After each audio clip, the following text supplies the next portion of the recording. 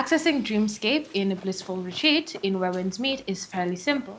All you need to do is simply navigate to Blissful Retreat, and then from here, go through the burned down area until you find that large building at there that's currently being constructed. So you want to go all the way there.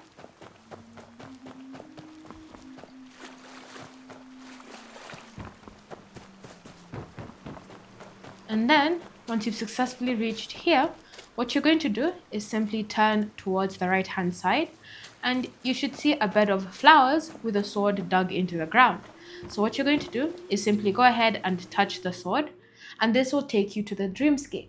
Now, if your map shows you that there's a world boss hidden, this is where you're going to find your world boss.